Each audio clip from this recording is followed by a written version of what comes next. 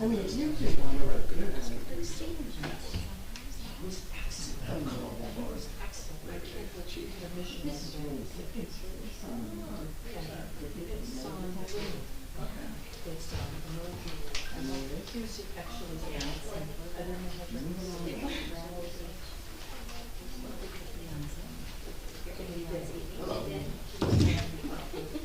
Recording in progress.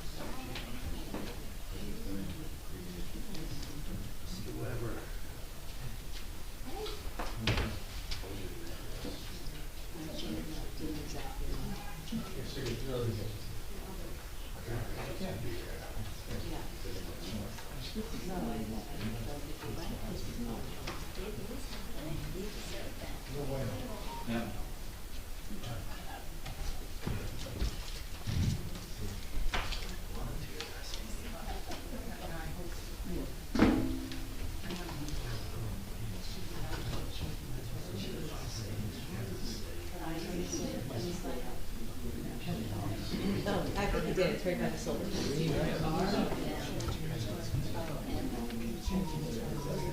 No, I know that. Well, I don't know.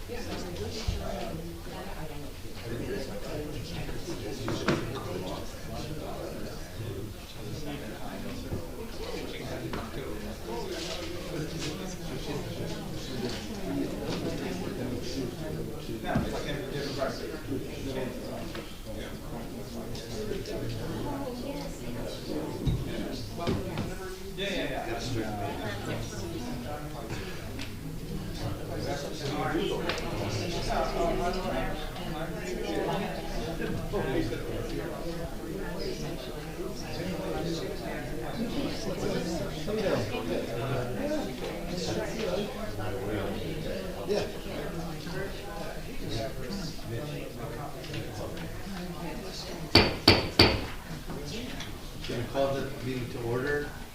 Please stand for the Pledge of Allegiance. Pledge allegiance to the flag of the United States of America and to the republic for which it stands, one nation, under God, indivisible, with liberty and justice for all.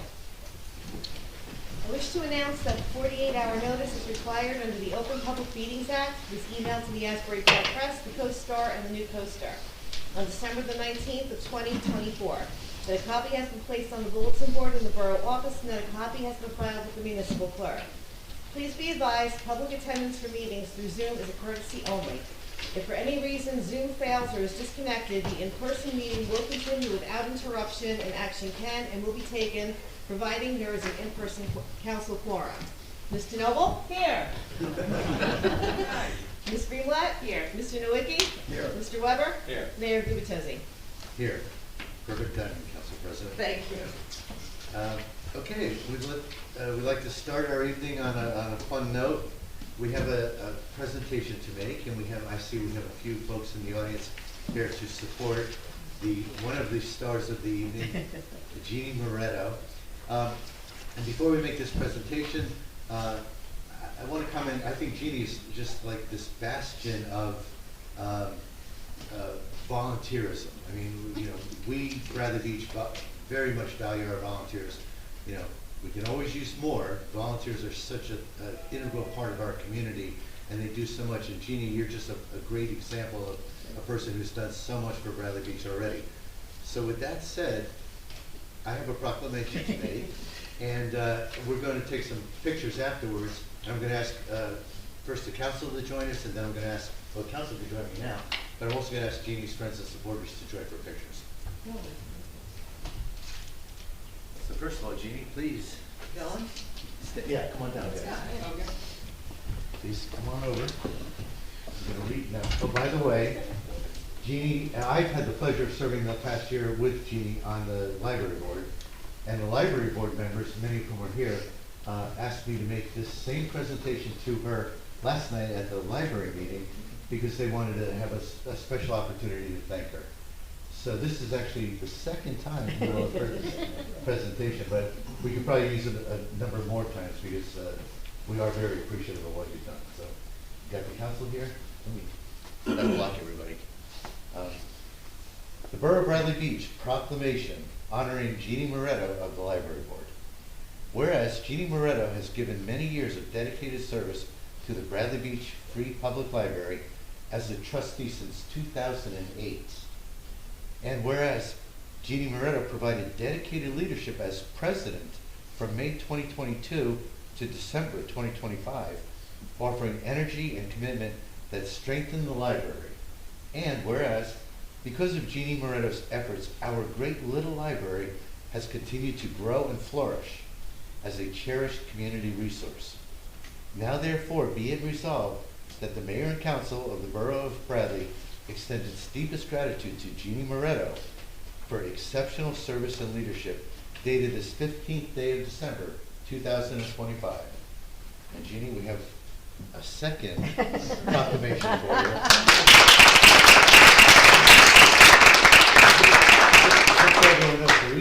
to. One of these, and some of your members are figuring this out, but one of these proclamations is going to be for your home, wherever you care to display it. One is going to be mounted in the library as a reminder to all visitors of Jeannie's unique service to the library. So with that said, give me a hug. Congratulations.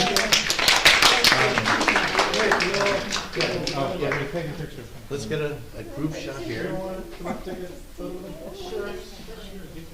I'm just, you gotta get hugs first. Hi, you're getting hugs from everybody. That's Thank okay. you, Beth. I'm Thanks a Italian. lot. We All hug right. everybody. That's All not right. good. Yeah. Come on in, come on in. Get in there. Get. Anybody else? You closer? In the back.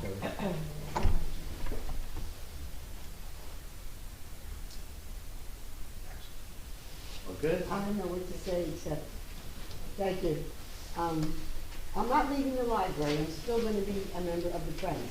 You can't get rid of me. That's good. And the library has always been a part of my life. As a little girl, my friends and I would walk to the library, and at the time, Walgreens didn't have a children's section. It was just the back of it. And then we would go as little girls and giggle. That's all we would do. We went, girls, she don't stop. You have to ask you to leave. And the more she said that, the more we giggled. But I love the library, so it's my second home. So thank you. The only word I can say is flabbergasted. That tells you how old I am, right? Thank you so much. Thank you. See you at the intersection. You know it. Now, you can leave if you like, 'cause even though we have an exciting meeting ahead of us. My Thank- friends are taking me to pizza. Okay, good. Thank you so much.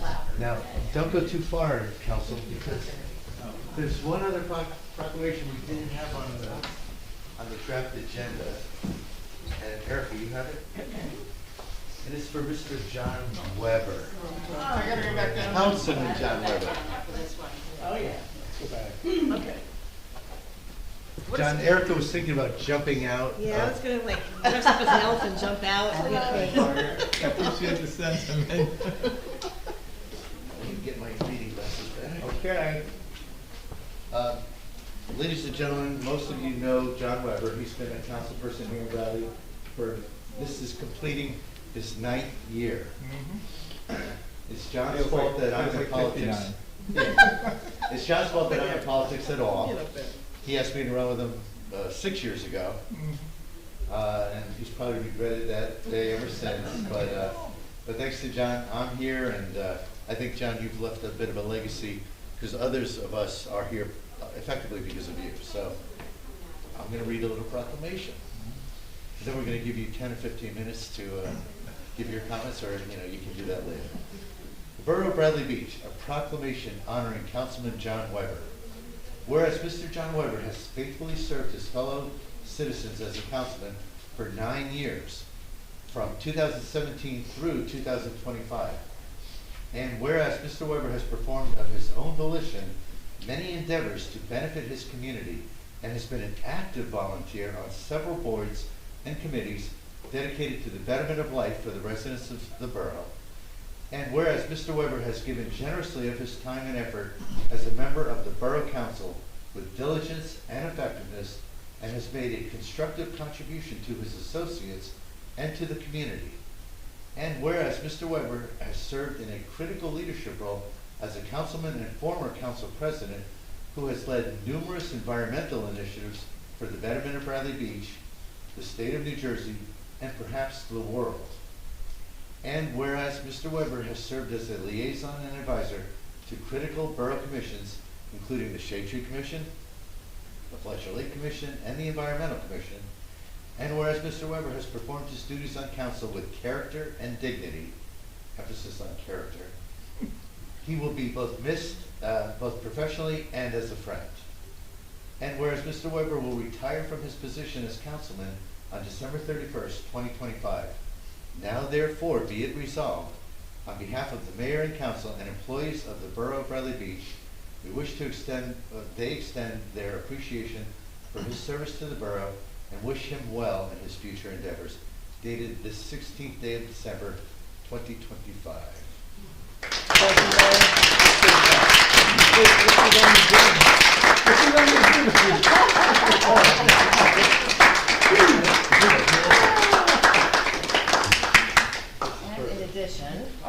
have a kid now. Is it a new time? Oh, you have to be. Oh, There's a little bit. thank you. Hold it up, John. Oh, thank you. Wait, Yeah, yeah. everybody get back. Come back in here. Council President. Come back in here. What are you doing, Jim? I have to sign something. Oh. Now look at you, Matt. 1, 2. Beautiful. All right. Hey, Matt, Shane, can you I go ask sign. one more thing? Yeah. Oh, jeez. Can we come over here? Me too? And just, Yeah, Oh, sure, I got it. Hey! Everybody. This one's home with the flu. Where is she? Where's Nora? I mean, I know she's there, but where is she looking? Oh, I don't know. And it's Hi, all right. Nora. James. Okay, 1, 2, wait, Nora. Awesome.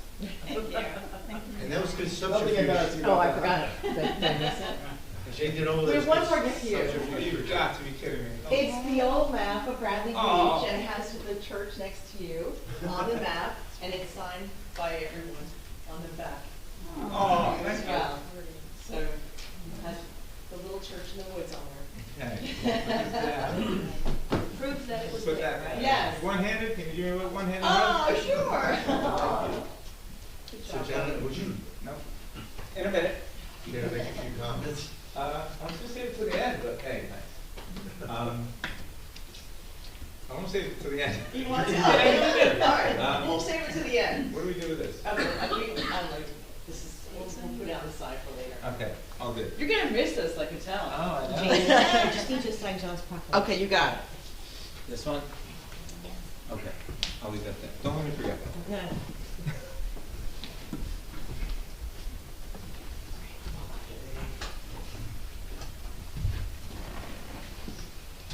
So that was fun. Thank you all for joining us for those two proclamations, two very important recognitions of individuals who have contributed so much to Bradley Beach.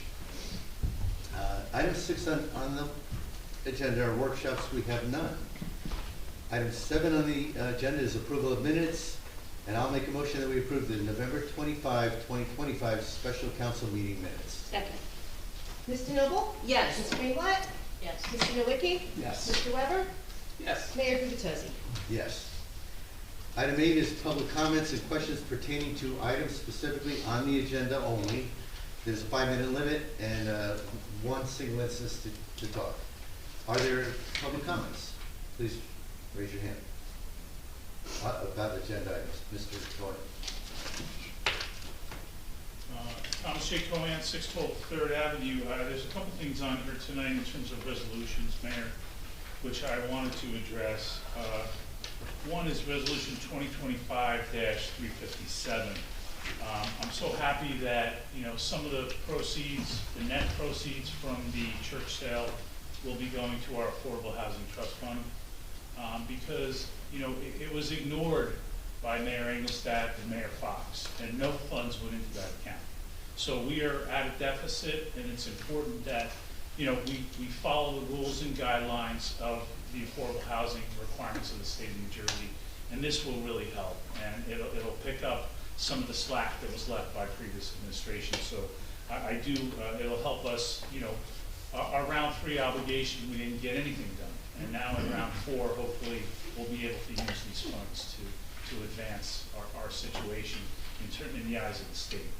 And then I also wanted to thank you for Resolution 2025-356. I don't know if the public is really aware of the usurping of home rule which is taking place from Trenton.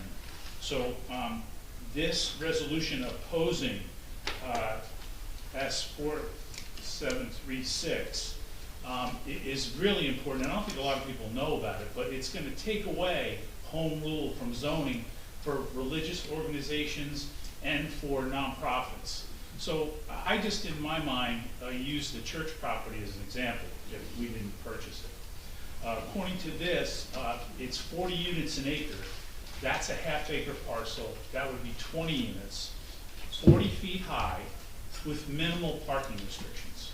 So the land use board would have no say, The council would have no say. If this passes, this is just horrific abuse by Trenton.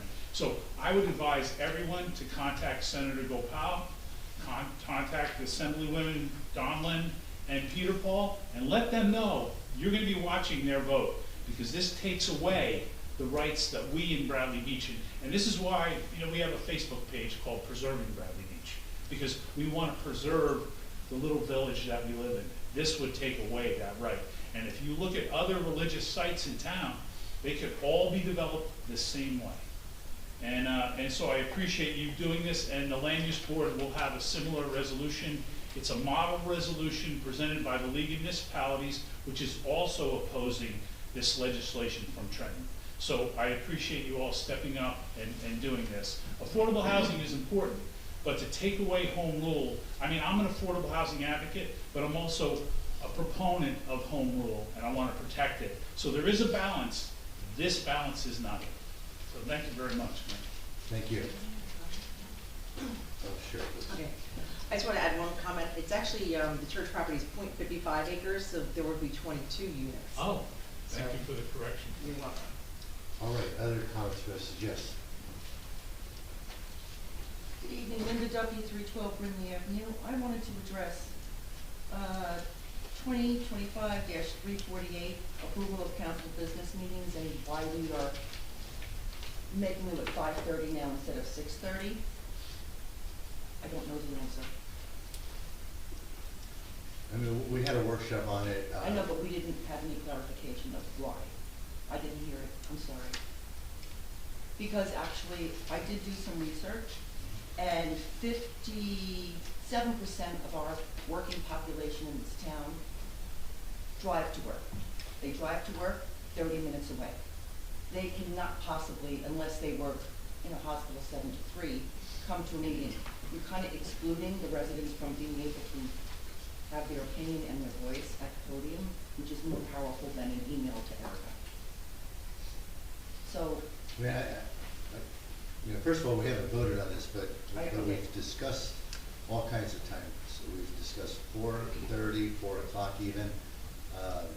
Current meetings obviously are 6:30, so we discussed keeping it the same point.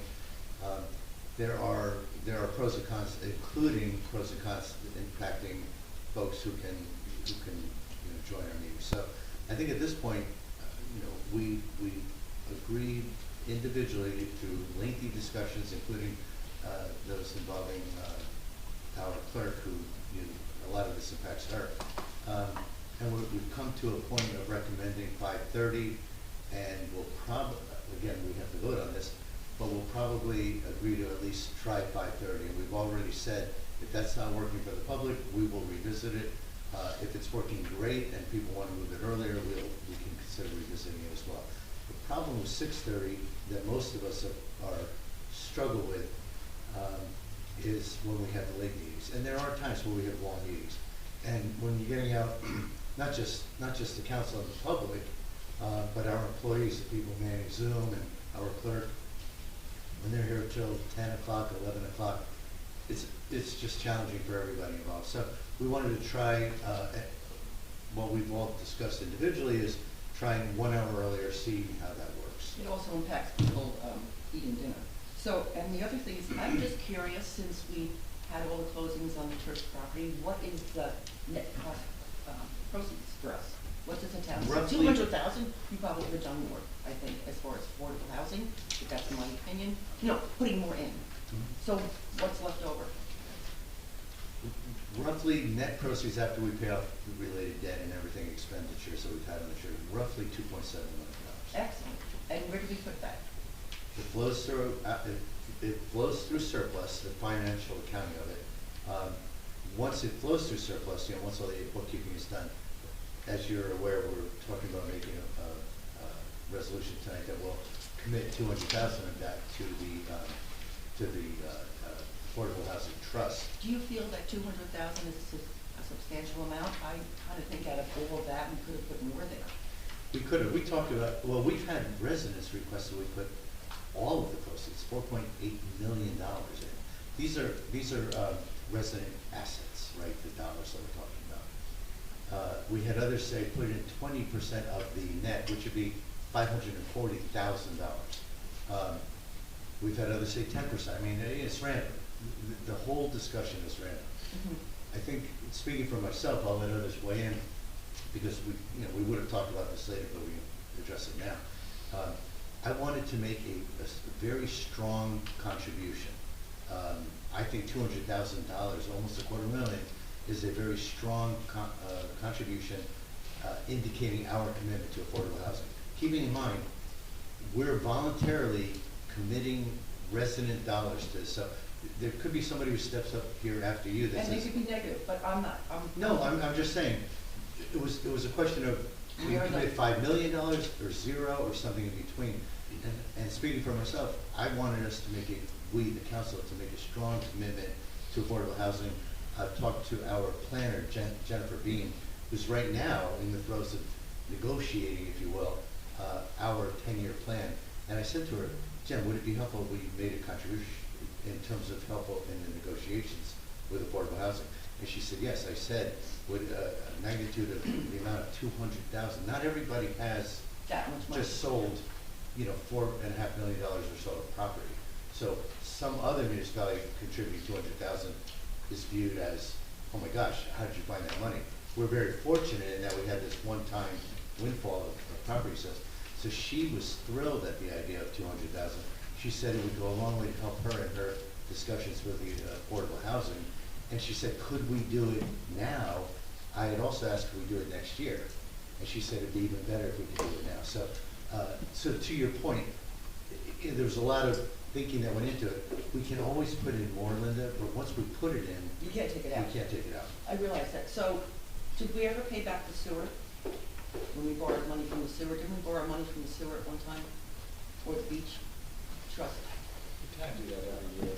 Well, did we ever pay them back? Under prior administrations, you're allowed to take it out without paying it back. I think the magnitude was like 50 grand. I personally was against doing that. I know that prior administrations did that a couple times, but there was no obligation to pay it back. You're allowed to transfer some funds. I forget the formula, but it's like 5%. I was just curious. All right, thank you. Okay. Yes, sir. Steve. Yeah, Steve Waswick, 100 Ocean Avenue. This is my comment directed to John. I want to thank you for your service. We remember that about 10 years ago, I showed up at your house and asked you to run for council, and I was successful. And, we appreciate your efforts and your time and your service to the community. So, thank you very much. For the record, Steve wouldn't take no for an answer. All right, thank you.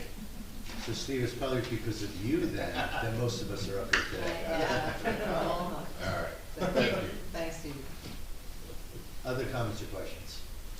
Anyone on Zoom with a question or comment? Okay. We'll close the public session and move to item number 9 on the agenda, which are ordinances.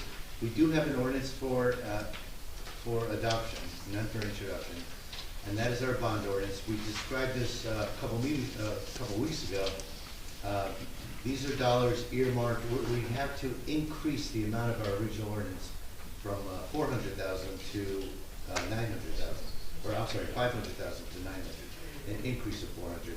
And that's because the bids, this is all related to the sewer pump station on Ocean Ave. We don't expect to spend 900,000. However, the bids did come in around, the low bid was 630,000, give or take, and we had only bonded for 500. So now we have to rebid, and the bids are out now. We're collecting them soon. Erica, we're going to identify the bidder, the successful bidder when? December 23rd. December 23rd.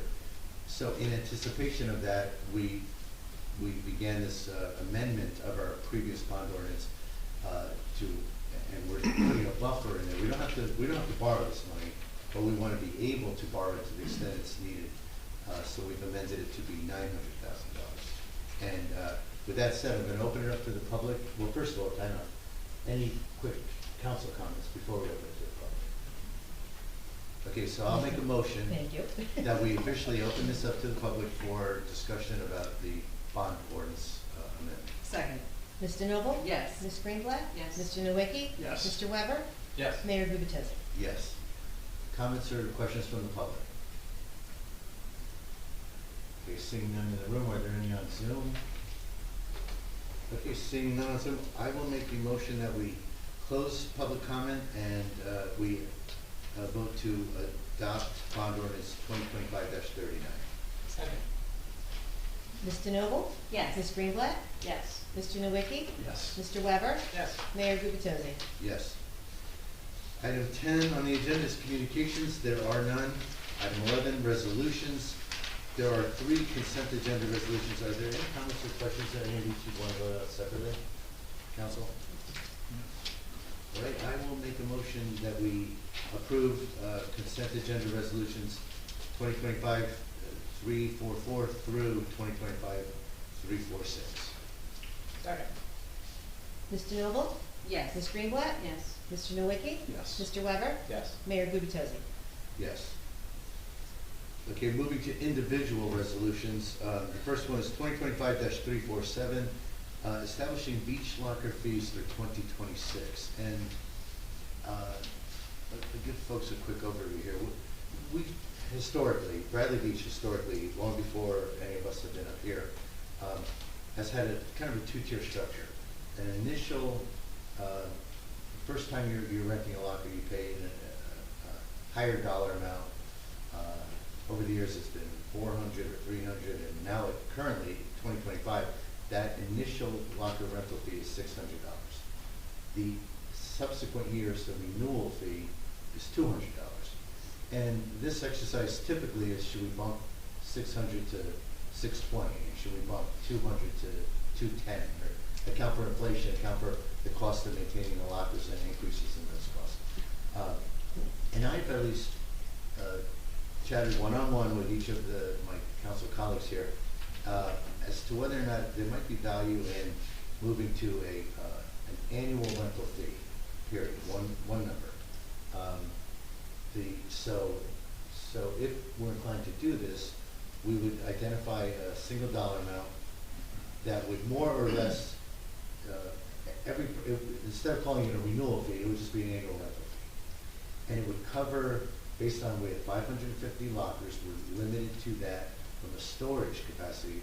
Talked about that in earlier meetings. So we'll never expand, Bradley Beach will never expand beyond the 550. So it's pretty easy to do the math. That annually, one of the challenges we have with the current structure, if we have 10 new people come in and that get new lockers, they all pay $600. We may not build any new lockers in that year.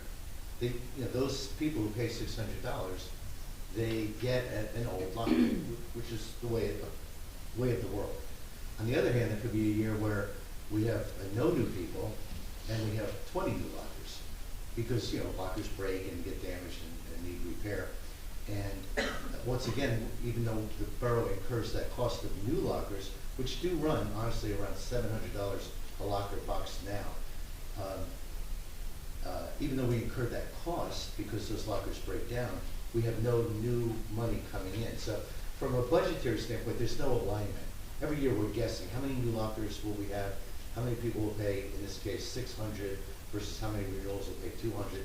So I did approach everybody and say, look, I feel like it would make more sense to just kind of rip the Band-Aid off, if you will, and break away from this long history, 20-plus year history of having 2 different tiers of lockers. So the magic number, in my opinion, if you assume a 6-year average lifespan of a locker, which is approximately what DPW shared with me, that within 6 years lockers break down. Some go 7 or 8, some break down in 3 or 4, depending on climate and whatever. But that's roughly 16.7%. So using 15% of our current fee structure, 15% of new lockers would be $600.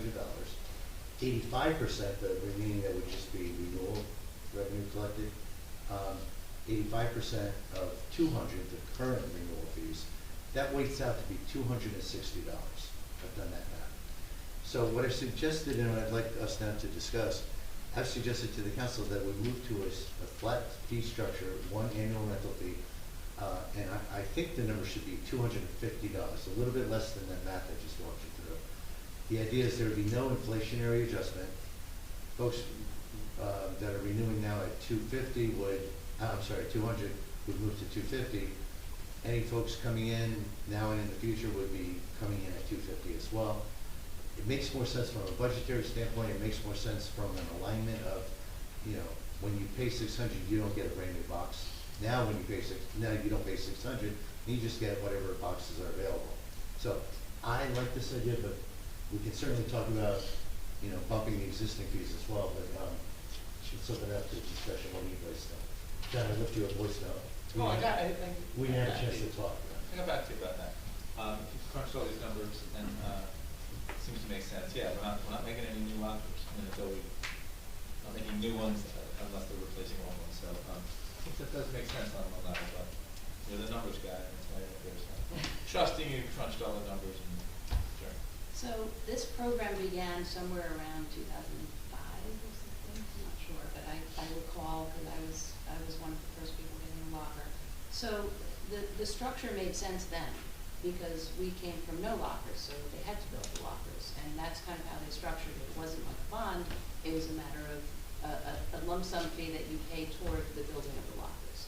And now that we're looking to make some changes going forward with the whole program that we're doing to implement in 2027, maybe now is the right time to simplify the process, because certainly one fee is just easier for accounting purposes. It's easier for you know, financial fiscal year purposes. It's more efficient, and you know, it just might be a better option.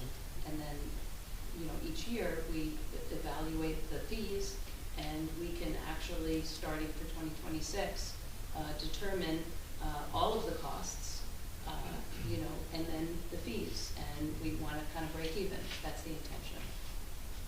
So we can make changes for the following year. If we find that that's too high or that's too low, we can make changes to that. To your point, from a budgeting standpoint, we never know how many new renters we're going to have in a year. So the budgeting is a little, you miss a little here, you make up a little there. It will be easier to just estimate our total cost and divide it by the 550 lockers if we have all of them equally priced, budget-wise.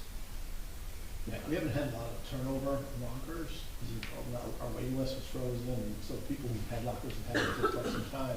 However, if there was an individual who just came in, say, last year and paid their $600 versus somebody who got in back in 2010, say, and paid their, you know, 500, 400, whatever it was at that time, you know, would there be consideration to reimburse people some portion of that $600?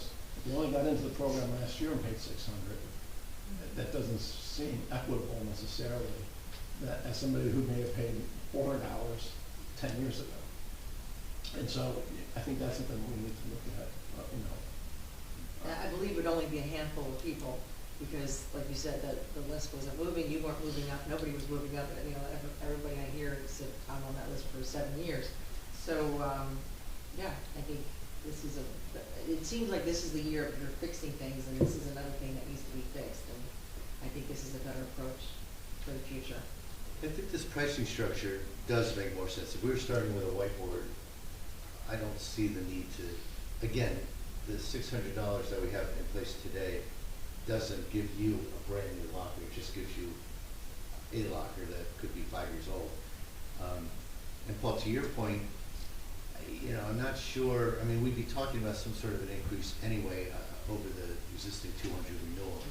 I'd be very open to looking at how many people have come in and gave us recently $600 or $500 or whatever 3 years ago it might have been. And if we can come up with a formulaic way to do that, I personally, just speaking for myself, would have no problem figuring out a formula.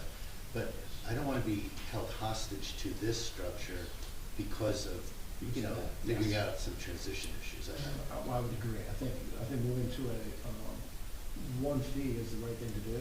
But I'm just thinking there may be that, you know, unicorn out there of 1 or 2 people who just came into the program in the last year that that's really not affordable. Yeah. We're going to have a similar refund policy issue that we have to figure out when we move to our new policy of preferential treatment for Bradley Beach residents. So when folks who have been renting that are not current residents are no longer able to rent here, we're gonna have to figure out some sort of a refund policy, at least for relatively new folks who have come in. It seems like it would be almost at the same situation. Yeah. But I don't know, I mean, I think it makes a lot of sense. I know we've talked individually, but if you all agree, then, I'd like to propose that we move to just an annual rental fee. We get rid of the terms, initial and renewal. And just move to an annual rental fee for 2026 of $250, which is about a 4 or 5% targeted reduction. So if anything, we're slightly bringing down the aggregate budgeted revenue by about 4%.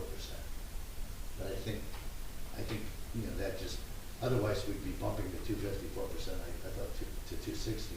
And I just think 250 is a nice number to start with. I'll make a motion that we set an annual fee that is consistent across all for $250 for 2026. Second.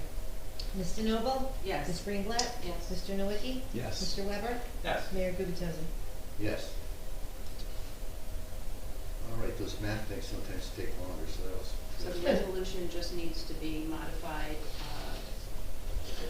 Yeah, so Erica, the wording, right now it has a 2-tier. If we just said, instead of new rentals, if we just said annual rentals of lockers, $250, I think that's all we need. Yep. Okay. Mhm.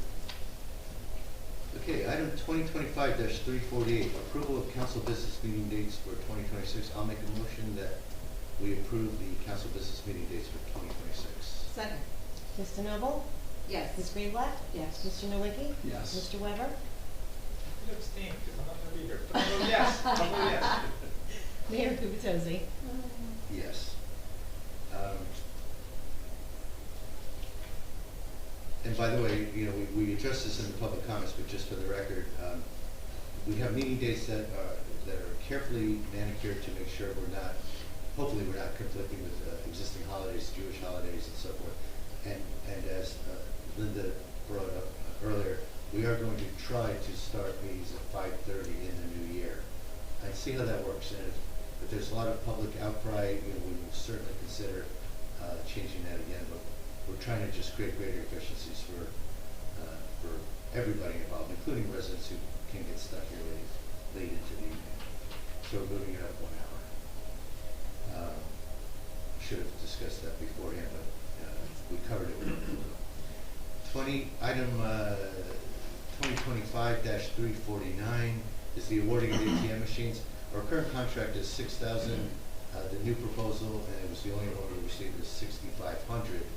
So not quite a 10% increase, but $6,500 is the new proposal, and I make a motion that we approve 2025-349. Second.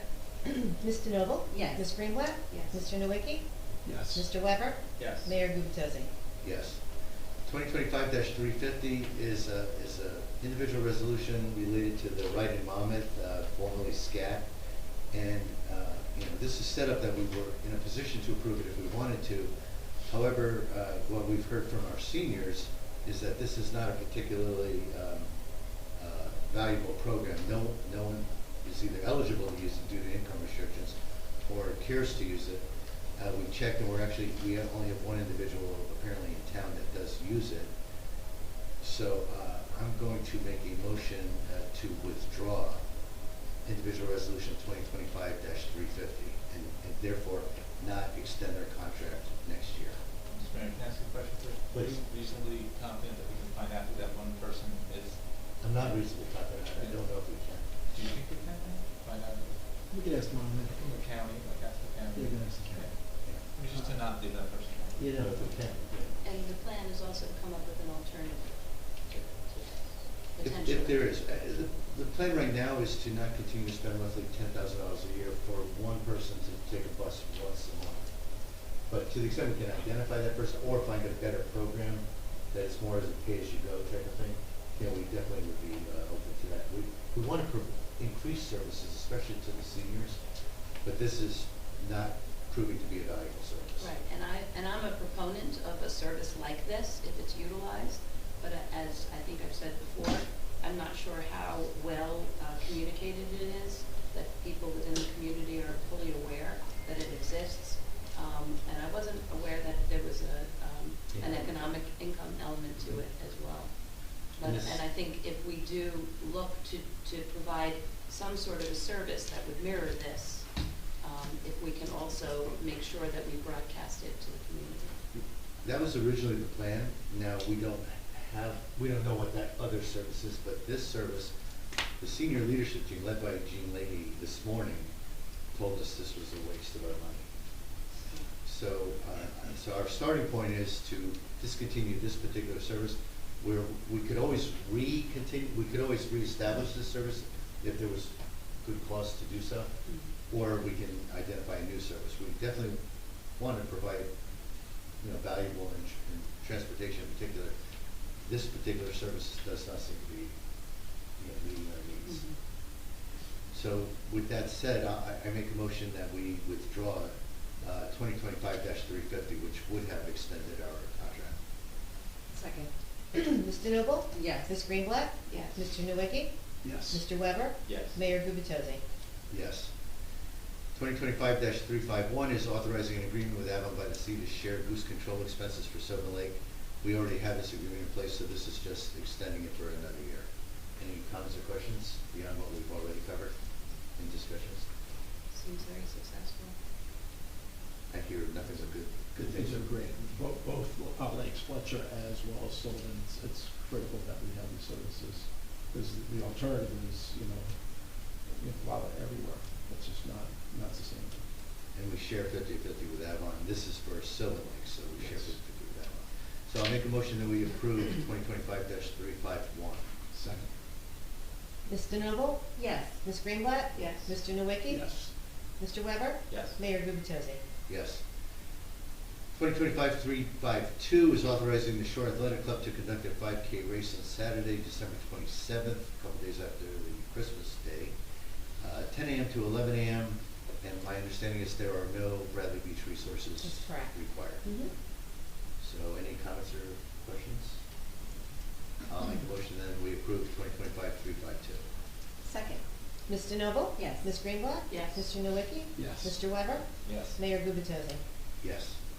2025-353, a resolution opposing the closure or relocation of the Monmouth Medical Center Hospital in Long Branch. This resolution was presented to us for our consideration to vote, and it's largely focused on the fact that Monmouth Medical Center would be relocated out of Long Branch, and if you haven't had a chance, you could certainly read through this to understand the concerns that raises from a tax base for Long Branch, but from a medical services standpoint available to the community, and taxing of those services it could put on other communities.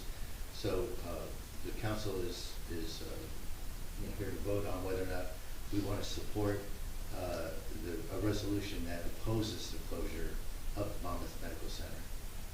Any comments or questions before we vote? Yeah, I would just say that what I read about this is that it's not necessarily going to close, it would have a change of services, more limited services. And the new facility is being built out in St. Paul, 6 miles from that location.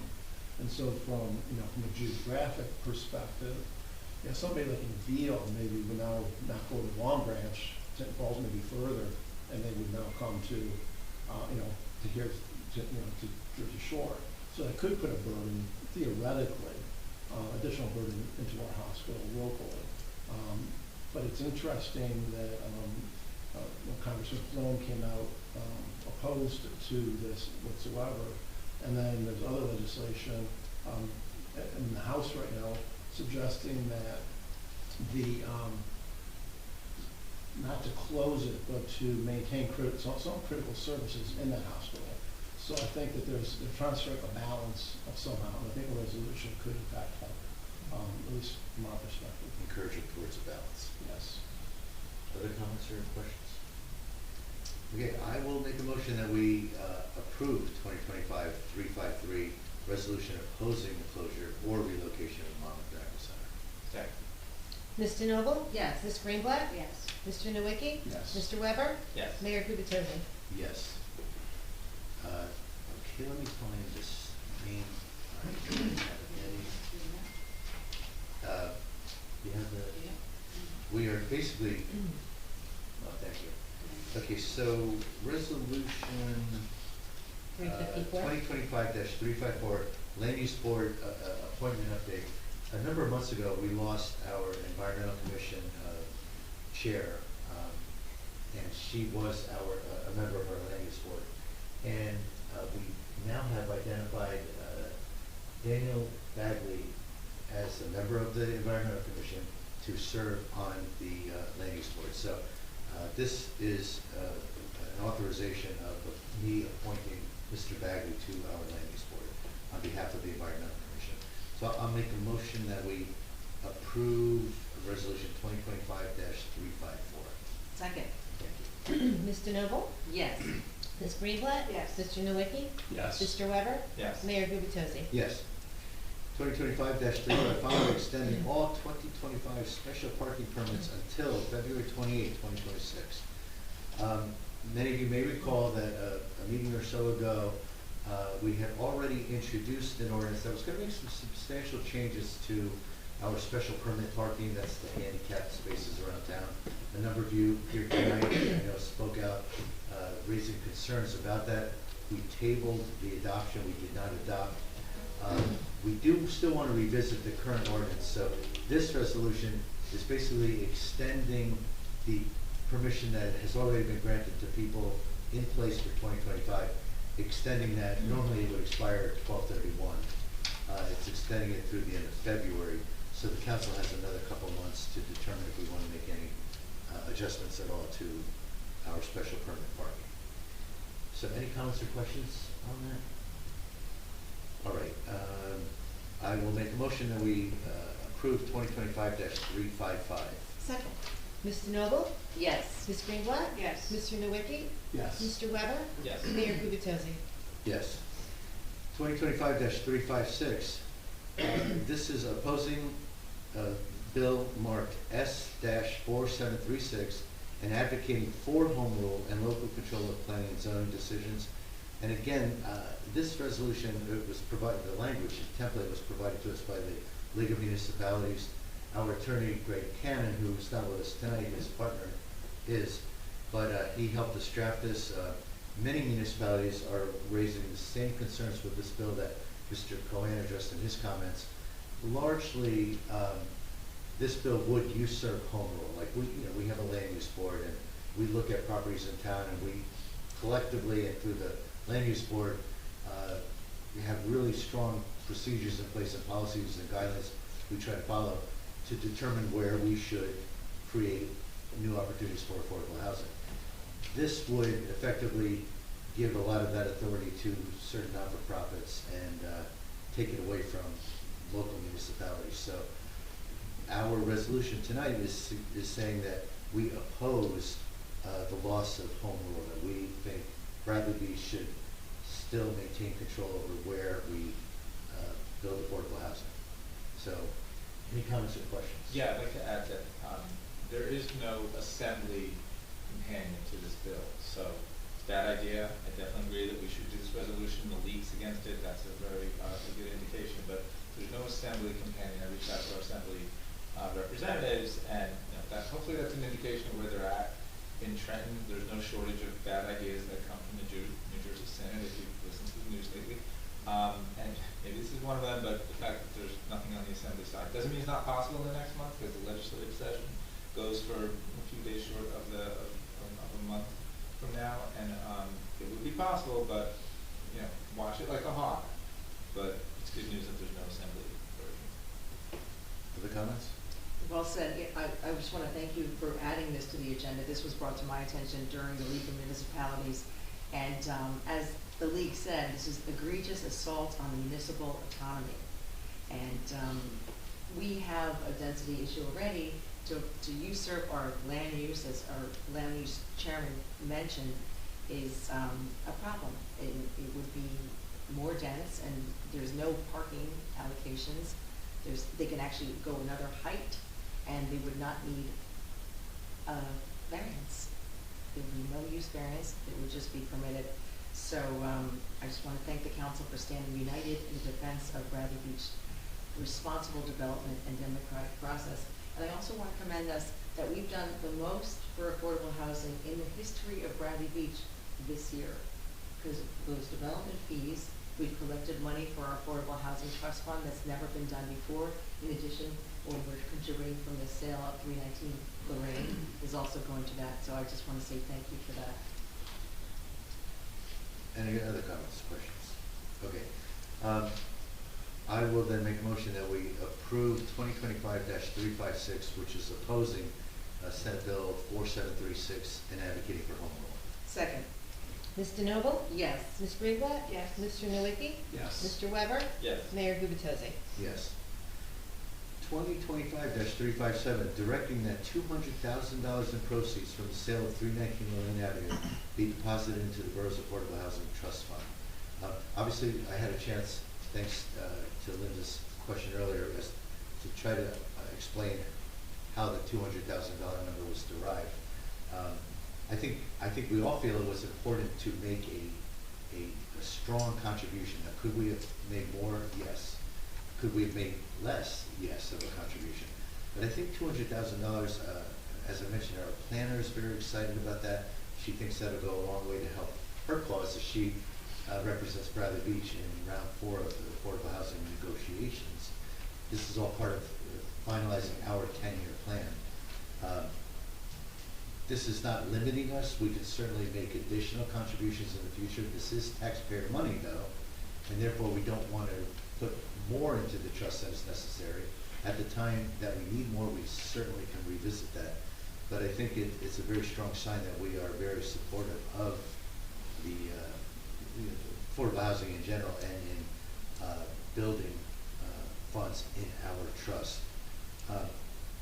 Before I ask us to vote on this, I'll add one more comment, and that is that I did check with our community development folks to say, well, how much, we just opened our trust. It was already established. We were not collecting fees, development fees, until February 1st of this year.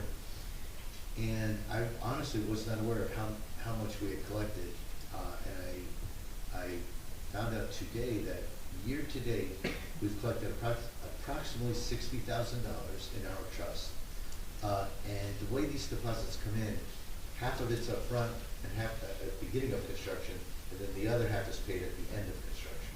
So most of those projects are in the middle. They have not paid the second half of their fees. 2 of them are complete. So I'm told that in our first year of having the trust open, we've basically locked into about over $100,000, maybe $110,000 or so in our first year. So with the $110,000 we will have earned once those projects complete, and this $200,000, at the end of year 1, we'll have close to $300,000 in the trust. So with that said, I'm going to make a motion that we approve 2025-357 to direct $200,000 proceeds into our trust. Second. Ms. DeNoble? Yes. Ms. Greenblatt? Yes. Mr. Nowicki? Yes. Mr. Weber? Yes. Mayor Gubatosi? Yes. 2025-358, authorizing the transfer of appropriations in the fiscal year 2025 budget. Anyone who's looked at this, there's an awful lot of numbers moving from the right side to the left side, vice versa. This is all put together by our CFO, and the idea is, in the world of municipal budgeting, you don't want to spend more than you've appropriated in one bucket and have underspent relative to an appropriation in another bucket. So she's basically moving numbers around to make sure that our budget is compliant and we don't have to file emergency relief requests. Very standard process that occurs every year. For what it's worth, I've looked at the numbers. That everything I see looks reasonable. But she did, the detail, and she's not here to answer questions.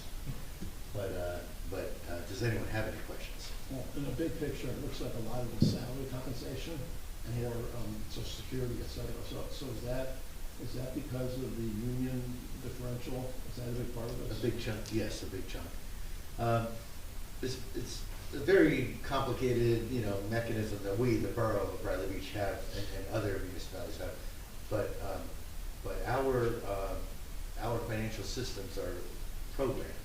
It's not that we sit down and say, hey, for this particular transaction, allocate 10% to the beach and 20% to the sewer utility.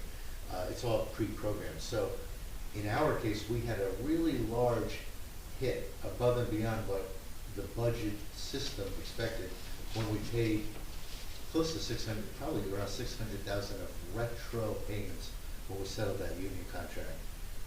So there's like an overload on the system as that new money came in that hadn't been, some of it had been budgeted for, but not all of it. And so it effectively over-allocated salaries in certain areas.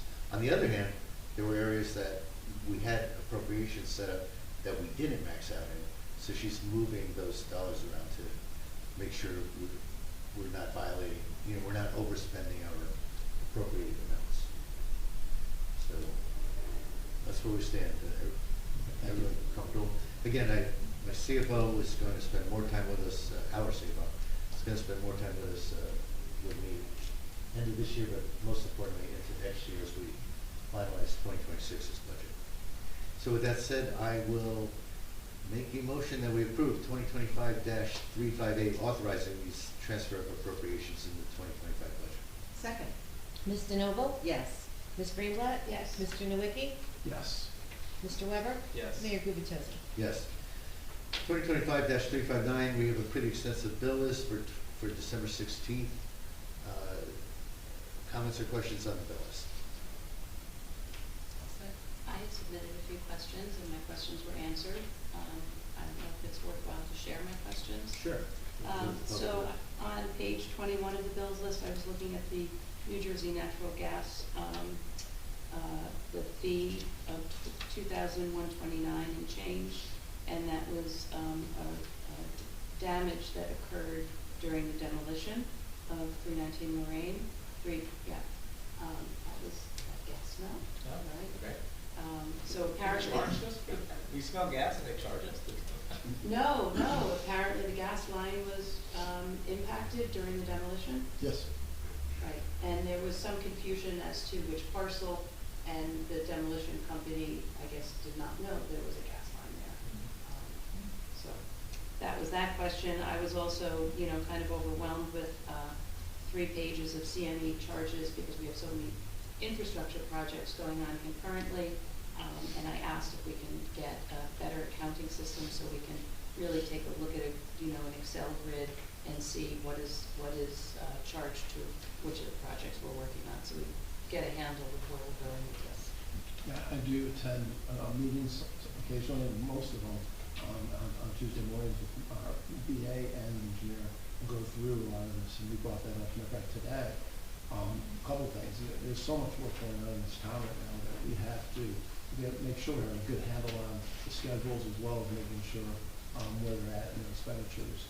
And but what they explained today was they are going to get that to us, but they are within budget, and there has been no contract yet that has been encroached upon. So they are, the services are, the percent completes are compliant with the dollars spent to date.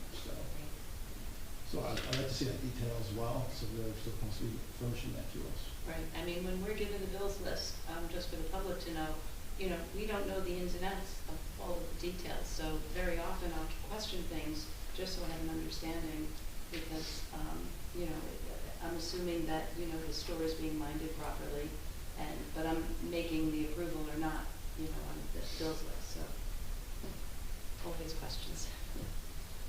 Okay, no, but, and thank you for sharing that, just for the public's benefit to know that you're keeping an eye on it. If there are no extra discussion points, then I'll make a motion that we approve 2025-359, the bill list for December 16, 2025. Second.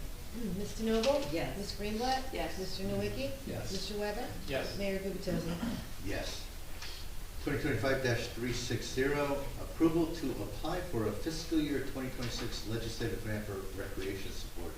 This is actually just finalizing the $100,000 grant that I actually announced a couple months ago that Senator Gopal and Margie Donlin and Luann Peter Paul secured for us, unofficially earmarked for, hopefully for expansion of pickleball courts next year. So this is just paperwork that we need to process to make sure we receive that grant in 2026. Any questions or comments on that? Okay, I'll make a motion we approve 2025-360. Second. Ms. DeNoble? Yes. Ms. Greenblatt? Yes. Mr. Nowicki? Yes. Mr. Weber? Yes. Mayor Gubatosi? Yes. Item 12 on the agenda, announcements, there are none. Item 13A, Mayor, well, actually, we should do administrative report first, I would think, the BA report. Do you have a business Do have a- administrator report? Please lead, I'm gonna reverse order here. So I'd like to update the mayor, council, and the public on some of our projects that are underway. So I asked our borough engineer, Ben Matlack, to put together just a short summary of everything. So the Fifth Avenue Phase 1 sewer project is now complete. The concrete work is complete, and the resurfacing of the road will be done sometime in March. Main Street, the design for the new Main Street is 70% complete. Preliminary plans will be submitted to outside agencies for review by the end of this month, and construction is tentatively anticipated in October of 2026. Fifth Avenue and Park Place Phase 2, this is for sewers. The design is complete, and the plans were submitted to NJDEP for funding through the I-Bank, which is now under review. I-Bank funding will be added to existing New Jersey Department of Transportation grants to fund the project. Anticipated construction in the spring pending I-Bank approval. Ocean Park Avenue, design is 75% complete. Plans were submitted to DEP for funding through the I-Bank also. The Department of Transportation grant was awarded in the amount of $278,000 for paving work. The I-Bank and NJDOT grants will be combined to fund the project. Anticipated construction in the spring pending I-Bank approval, spring of 2026. The Rec Center, construction is 85% complete. The site is winterized and will be completed when temperatures allow, probably sometime in April. Remaining work is the sport court color coding, striping, and installing benches and picnic tables. The promenade extension design is 40% complete. Preliminary permit plans will be submitted to DEP by the end of this month, by end of December. The Sylvan Lake bulkhead plans were submitted to DEP on October 16th. The permit approval is anticipated sometime in February. The project will be bid and awarded prior to the October 11th, 2026 deadline, and April 11th, 2026 deadline, and construction is anticipated to be in September of 2026. The Sylvan Lake outflow control structure, an application was submitted to DEP on October 30th of this year. Plans and technical specs are under review by DEP to incorporate the replacement of the outflow structure into the outflow pipe contract.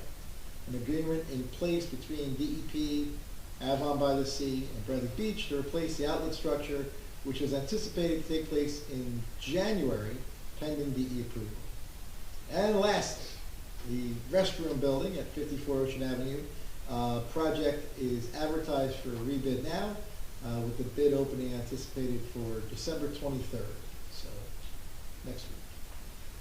And that's an update on all the projects, as Councilman Nowicki mentioned before. And I can tell you that having an engineer on the council and an engineer that's willing to work with me and educate me is a great benefit for this administration. You're here, and I'm going to later propose that the rest of us get engineering degrees. It's not too late. Ms. Greenblatt? Mayor, I just wanted to ask, can you forward a copy of that to us? No, this is proprietary. Of course. Yes, ma'am, I will do that. Okay, thank you, Mr. Business Administrator. Yes, Mr. let us now move to mayor and council reports, and I will start with our council president, Jane Yeah. Ginobili. Okay, mine's gonna be very brief, because the Board of Ed is having their meeting this evening, so I'll report on that next meeting. Tourism had a meeting this morning, they're gearing up for the Jazz Festival in February, so please mark your calendars. It'll start Tuesday, February 2nd, all the week through Saturday, February 7th. Also, the Shade Tree Commission had their meeting December 3rd. They had 2 applications. 303 Second Avenue will be removing 1 tree and planting 1 tree. In addition, 104 Brindley Avenue had an application to remove 3 trees, and they will be planting 3 as well as a replacement. And their current account is $17,000. And that completes my report. Thank you. That was very quick and concise, thank you. Thank you. Councilman, Nowicki. Yes, first I'd like to invite up Chief Ron Minsky to report on the fire. He's here in the audience, so. We thank have you. our chief of the fire department, I should say. Hello, Ron. Hi, Ron Minsky, Fire Chief, Bradley Beach.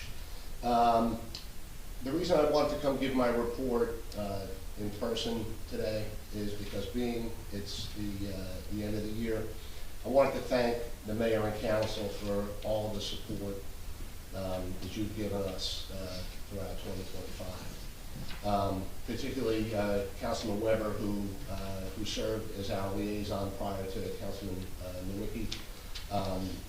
In the 21 years I've been a volunteer firefighter and first responder in this town, I don't think I've ever seen as much collective support from the 5 members sitting up at the dais as we've received this year. So I want to thank you for that. I also want to thank everybody also here at the table. You know, we can't do our job without all of you here, from the borough clerk, borough administrator, attorney, particularly Chief Arnold, who makes sure that every one of our scenes is safe when our people arrive to answer the call. That being said, I want to give you our fire department report for the month ending in November. We had 10 day calls, 9 night calls for a total of 19. It consisted of 1 smoke condition, 11 fire alarms, 5 carbon monoxide calls, 1 cover assignment into Asbury Park, and 1 natural gas leak. We had 3 work details and community events for the month. We had the Santa in the park, the tree lighting.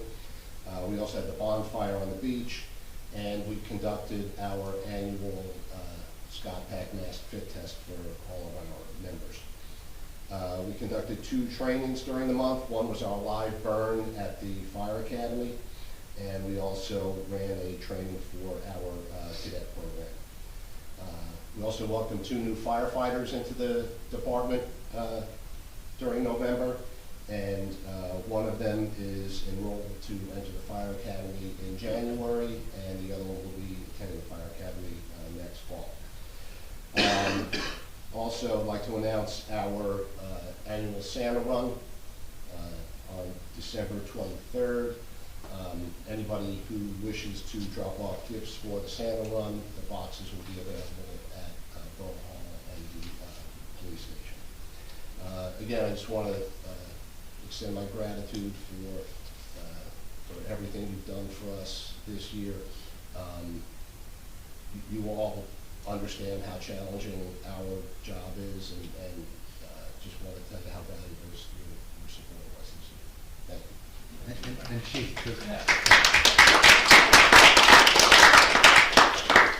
before you leave, I just want to say the fire company, that includes the department, collaborated so much with the borough in providing us some additional parking on your leased property, 10 additional spaces, which freed up parking space for the public. So we really appreciate the collaboration we've had. You spearheaded the drive to spend your own funding, not existing taxpayer money, to purchase not a new engine, but a very nicely conditioned engine. So $70,000.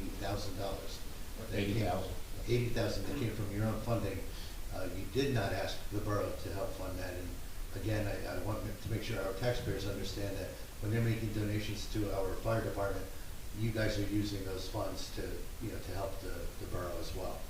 So thank you for all of your efforts. More good news on that front. The same fire department that we bought that blue engine from offered to sell us a significant amount of surplus hose that they had. Brian Crean, our engine foreman, who's in the back there, he and I will be going back out to Pennsylvania this coming Saturday to pick up some hose that we bought with donation money as well. So Hopefully your trip back will be less. yeah, hopefully it'll be a less eventful You trip. won't need to stay the driver of a burning vehicle. Yes. And then finally, I just wanted to say thank you for not stealing Santa when we had the tree lighting. The fire company got a call with Santa Claus basically on their truck. And you could have taken off with Santa, but you managed to get him over to We Bradley Park. worked it all out. So thank you for that as well. Thank you. All right, thanks, Chief. I just want to offer, Chief Arnold, if you want to read your police report, there's a theme going on here, right? Sure. Sure, yeah, come on up. I have a hard copy here for you. Save my voice.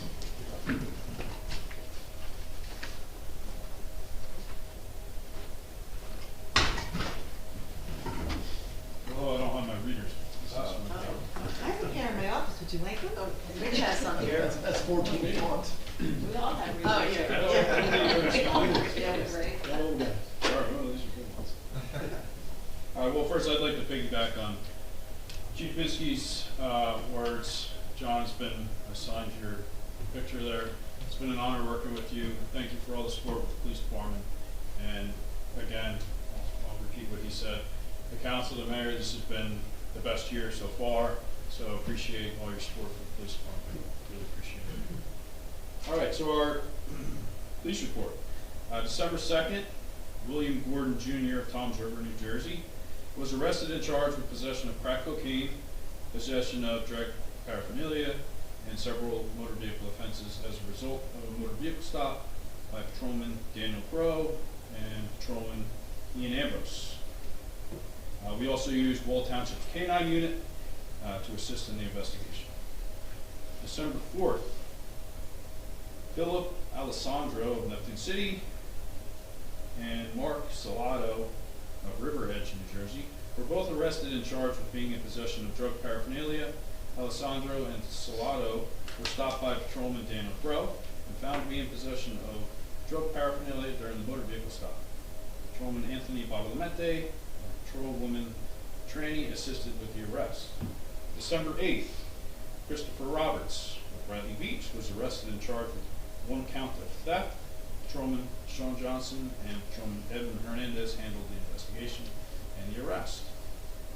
On December 10th, Miles Headley of Bradley Beach and Armir Caruso were both arrested on December 8th, stemming from the same incident. Headley was found to be a fugitive from justice from the state of Georgia and was also in possession of drug paraphernalia. He was charged as a fugitive from justice and later transported to the Monmouth County Jail. Caruso was found to have an active warrant from the Monmouth County Prosecutor's Office. He was arrested for contempt of court and transported to the Monmouth County Jail.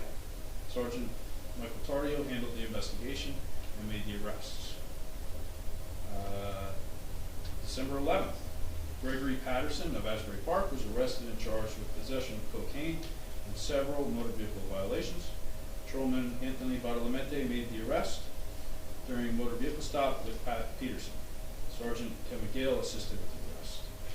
And lastly, between November 23rd, 2025 and December 15th, the Bradley Beach Police Department also investigated 7 motor vehicle accidents and responded to several additional calls for service.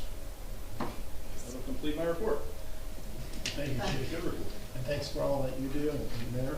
Yeah, I was gonna say, Chief, just while you're standing there, I think we all want to thank you. I'm gonna leave, but we all want to thank you for the character and the strength of leadership that you've given to our police department.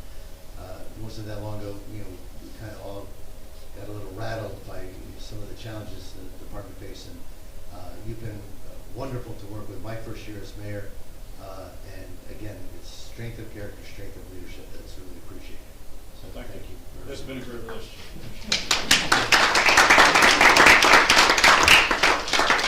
And on top of that, thank you for writing 20 tickets yourself. 30. 30? And I'll report on the first aid. They're not here with us this evening.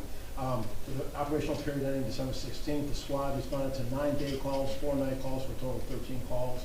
11 were for medical, 2 for fire, and 1 NVA. The squad congratulates Kyle Hagerman on successfully passing the New Jersey Department of Health EMT course and wish him luck as he prepares for his National Registry certification. Congratulations also go out to Ariella Minsky, Leah Kern, Ashley Navarin, and Brian Crean on the successful completion of the American Red Cross Medical Responder and Basic Life Support course. The following members recertified their American Red Cross Emergency Medical Responder and Basic Life Support course: Ron Minsky, Jennifer Pierce, and Joseph Walsh. On behalf of the membership and the officers of the squad, we would like to wish you all a very happy holiday and a safe and prosperous new year. The squad requested no mutual aid for this operational period. The squad fulfilled 100% of their assignments for this operational period. And we are still looking forward, here's the advertisement, for volunteers for first aid squad. So free training for all individuals. You can go to the website and apply. And then just very quickly on the Sylvan Lake Commission, our meeting is tomorrow at 7 o'clock here, and there'll be an update on all different projects. So if you'd like to come on out, weather the cold, and we'll see you at the commission meeting tomorrow. Thank you, Paul. Councilwoman Greenblatt. Great, thank you, Mayor. The Fletcher Lake Commission met November 13th. The fall cleanup at the lake generated 16 bags of trash, thanks to all the participants. Fletcher Lake cleanups will be regularly scheduled ahead for both spring and fall. Bradley Beach and Neptune will be creating a shared billing agreement for goose remediation services and make for a more efficient payment process for our vendor. The next commission meeting is scheduled for January 15th at 6 p.m. in this council chamber. The rec committee met Monday, December 8th. Just some ongoing activities. Mahjong Open Play runs every Friday, 1 to 3 p.m. at the Biazzi Center, but there's no Mahjong on Friday, December 26th because of the Christmas holiday. The Senior Club enjoyed a wonderful holiday lunch on December 11th at Uva's. Senior Game Time Tuesdays runs the first and third Tuesday of each month. Bring your own game and join friends at the Biazzi Center for fun and community fellowship. The Glitter and Glue Crew meets every Tuesday and Thursday morning from 11:30 to 12 p.m. It's geared for ages 2 to 5. And for the holidays, the Bradley Beach Grinch will be on hand for family holiday portraits December 20th, noon to 2 p.m. at the Neptune City Community Center. All Bradley Beach residents are welcome to participate. It's $5 per portrait. This is a walk-in event, no pre-registration required. As mentioned by both our BA and Councilman Nowicki, construction continues at the rec site with the completion of paver work. The playground and all new surfaces are complete with court striping plan for the end of winter. There is still limited public access to the facility. A grand reopening will take place in early spring. The rec committee's next meeting will be Monday, January 12th at 6:30 p.m. The Arts Council met Monday, December 1st, and yesterday, December 15th. Thanks to Abu Dhathim for the Shabbat project, an opportunity for a musical performance by Arts Council member Gwen Rosenblatt this past November. It was a beautiful and well-attended event. The Arts Council is in the process of reorganizing its membership and making plans for an exciting year ahead. Anyone with an arts background or interest is welcome to reach out to the Arts Council for volunteer consideration. You can go to the Arts Council website and reach out to them. The Arts Council will next meet on Monday, December 29th, 10:30 a.m. at the Biazzi Center. Public is always welcome. And this is the third night of Hanukkah, and I just want to wish everyone who celebrates a very happy Hanukkah. Thank you, Councilwoman. I saved the best for last. Aren't you giving your report? I thought about doing it, but I'm gonna close with a couple comments, but. Okay. But Mr. John Weber, your final council meeting after 9 years. I have a lot to say here, and I want to apologize for, I kind of was thrown off guard with all the gifts and stuff. I'm like, wait, I'm gonna do it at the end. I thought I'd be sitting up here, so sorry I didn't say thank you or anything then. But so there will be a load of thank yous, but I have to start with my family. Of course, my wife and kids have been nothing but supportive and tolerant of all this, and tolerant really is the operative word here. You know, when I started this, when I first ran, I had a 5-year-old and I had a 7-year-old, and plus our house was under construction, we had no working kitchen, and I'm running for office, and we were couch surfing for part of that fall, just the way the construction projects go. But I guess I made it onto the council. You know, as far as my kids, I'd say they turned out great. I'm really proud of them, probably because they spent more time with their mother, because I was busy doing all this council stuff. So it's a good thing, and can't thank my wife enough for that. Even tonight, Bridget was here, but now she's at a board vet meeting, but that's where she's at now. But again, I can't thank them enough for all their support all these years. So for all of you, I want you to know that I read every word. Every ordinance, every resolution, every contract, every document, I read every word. Erica probably did. I can verify Yeah. that. I think it's what you all expect and it's what you deserve. Now, understanding it all the first time and, you know, remembering it all that's another story. But honestly, if I didn't understand something, especially, you know, my first term, I would ask questions, and boy, I asked a lot of questions. And in my first term, asking a lot of questions was looked at kind of unfavorably. So, you know, so much so that some people decided to level some completely untrue and baseless accusations in the form of a lawsuit, hopefully to get rid of me, because I was the guy that was asking a lot of questions. And I have to talk about this now because, you know, who cares now, but the general public never really got the full story on this. When these accusations were leveled, the town took the completely appropriate action of hiring an attorney from outside the town. They had no connection to the town. They investigated this. And you know what that investigation found? That nothing happened. And it was all put in this report, and the public never saw the light. The public never saw that report because it was a personnel issue. It never saw the light of the day. And so it's just like saying that now. You know, it was investigated, nothing happened, nothing illegal, nothing. Yet there was still a lawsuit, and it, you know, cost the borough money. And that's the kind of thing that just makes me shake my head out about all this. But on balance, and of course, it's been really great. But then the same thing happens to a different councilman a few years later, and that's, you know, sort of like, geez, when are we going to learn? Anyway, there were some things I didn't like about my first term, so I put together a team in 2019 and ran, and we won. All of us won. All 4 of us won.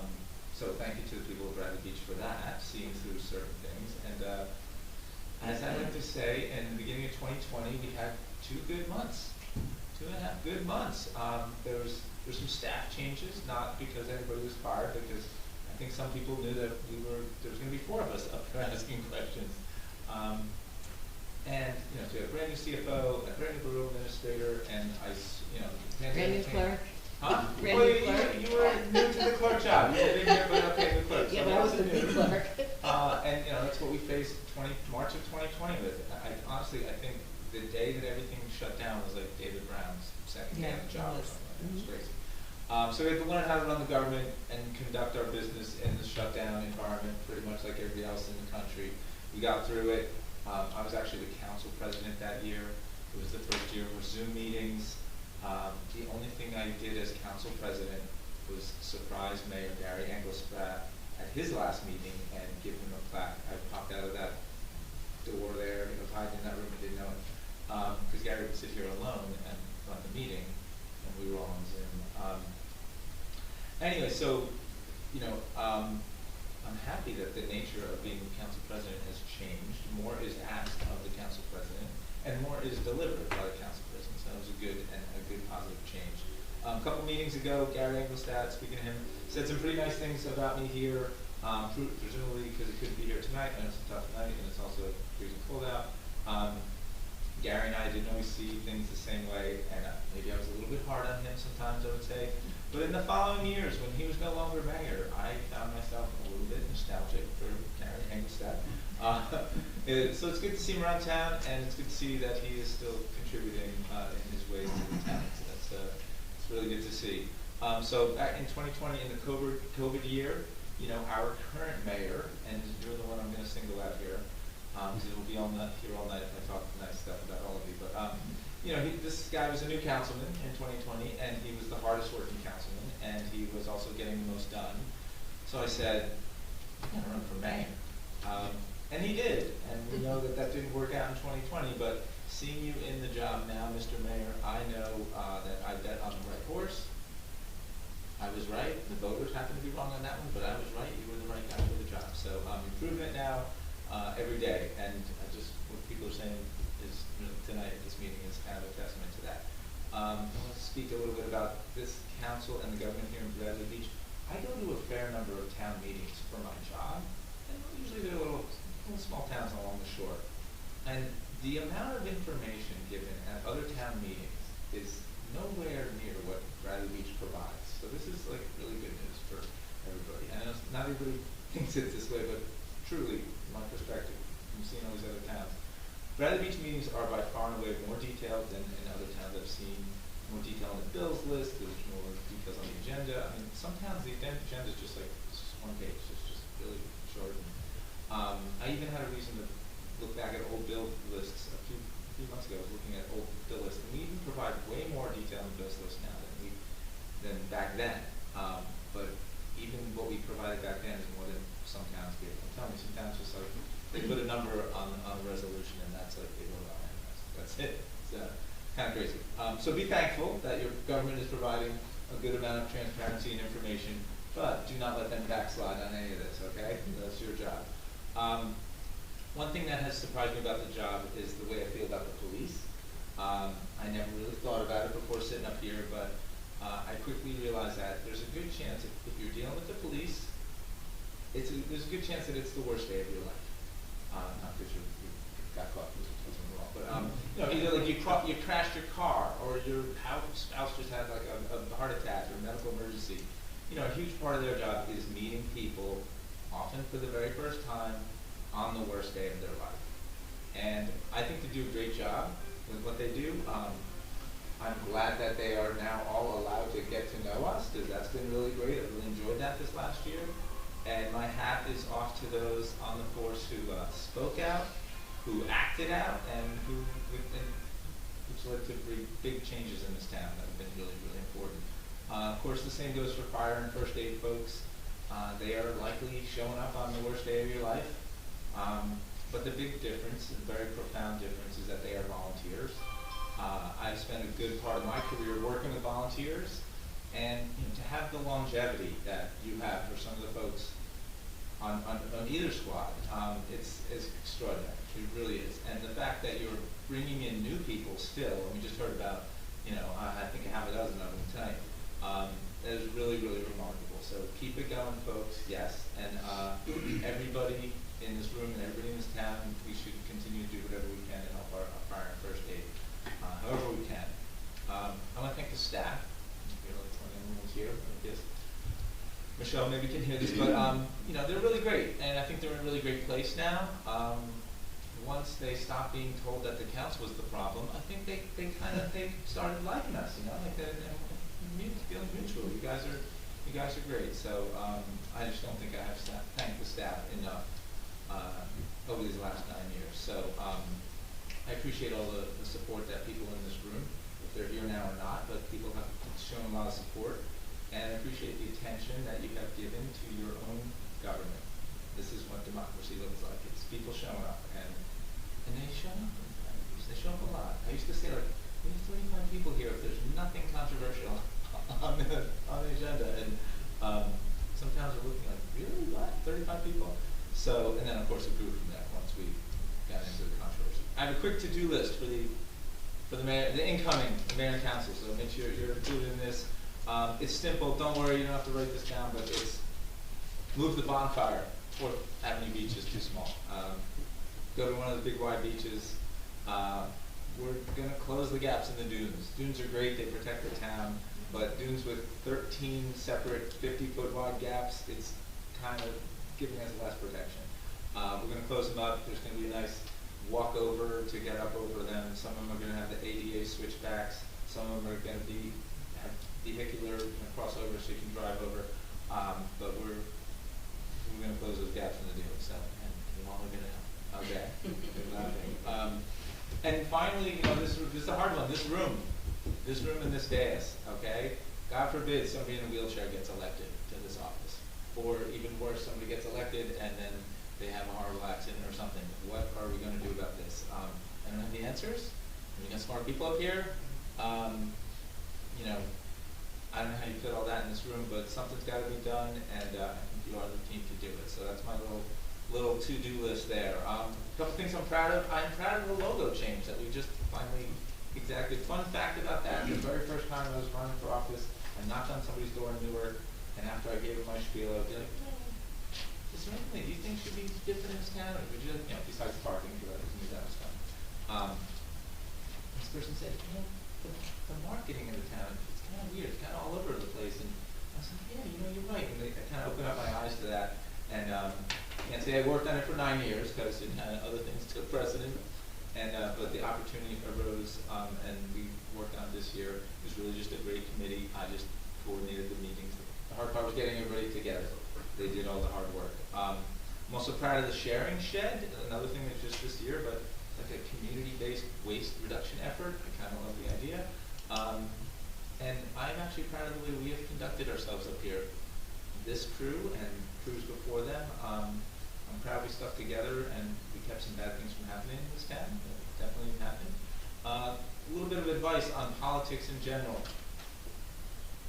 Not everybody likes everybody. Okay, it's just human nature, right? You like some people, you don't like other people, like that's just the way life is. But I will say, do not let other people enlist you in their dislike of another person, just because you're their friend. I don't like it. Form your own opinion, get to know people. It's a small town. We can't afford to be any other way. Don't be a jerk in real life or online, especially online, because there's a really good chance you're going to stand next to some person online at the bakery, or just sit next to them in a restaurant. So don't be a jerk. Be nice. I'm looking forward to my next role as chair of the Environmental Commission. And that's how I started. I was out before I started this. I think I'm just going back to that, which is kind of nice, full circle. And of course, I'm not going anywhere, so I will see you all around town. I probably forgot about 15 different things to say, but thanks again, everybody. It was a great last meeting. Thank you for the gifts. I really was unexpected and at a loss for words. I had all this ready to go, so I really appreciate those. I'm going to treasure that map and this thing. So that's it. Thank you. I'm going to leave it.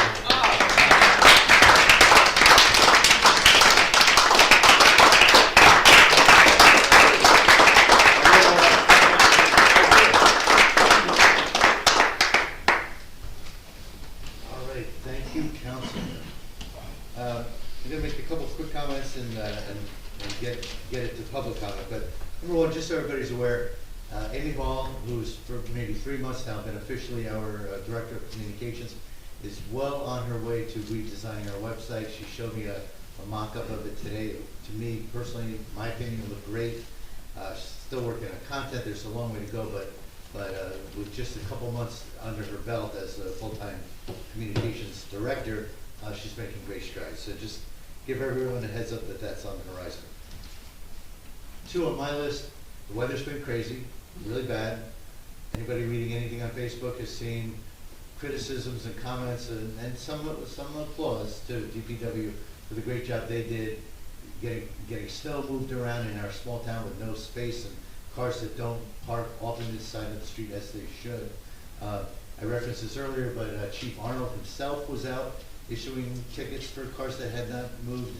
I thought, last I had heard, it was 20. He told me moments ago it was up to 30 that he personally issued. On top of that, people recognized him and said, Chief, what are you doing out here writing tickets? But this is Bradley Beach, it's a relatively small town. We get our Chief of Police out writing parking tickets. someone on Facebook asked, can we post the official number, and we can, but last I heard, just for the record, we were over, Chief, last I heard, we were over 150 tickets issued. Is that still? Yeah, it's about, right about 150 on the dot. About 150 tickets issued for alternate side of street parking, and I was told by our code enforcement officer that he's issued 19 violations for uncleared driveways, just in case anyone's wondering about that. Uncleared sidewalks, sorry, yes.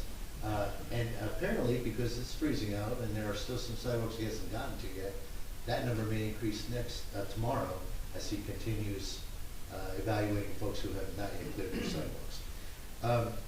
But that weather also impacted the tree lighting, but we pulled that off. We had to delay the lighting of the first day for Hanukkah a day, but we did have that menorah lighting. It was terribly cold that day, and we still had a wonderful turnout. I love that the entire community supported both the Christmas tree lighting and then a few days later the menorah lighting. So just wonderful events, I think, happening in Bradley Beach. I wanted to mention that, and I see 3 folks in the room that served on our Charter Study Commission. Number one, thank you guys for the work you did in that regard.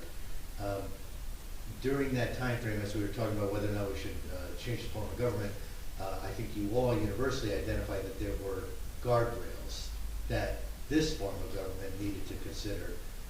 I have just recently asked Mr. Cohen to actually lead the charge, working with you, his colleagues from the Charter Study Commission, to bring to the council your recommendations, and TJ, with you, I think, leading that charge, we'll get it done quickly.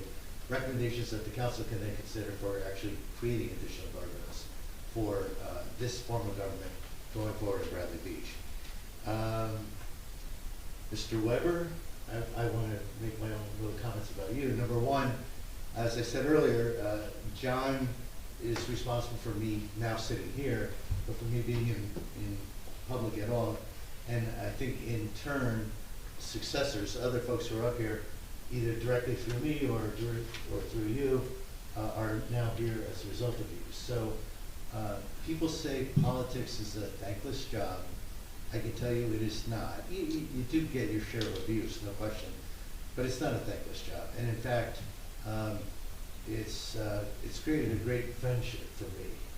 So I want to thank you for the friendship that came out of my foray into politics. You were a coach and a mentor. I'm a lot older than you, but I knew nothing about politics. So John even told me how the proper way to knock on doors. Knock boldly and firmly and just 2 times. Don't, right down to how to campaign. But so much more, John, and I really do appreciate it. So old dogs can be taught new tricks, and I do appreciate it.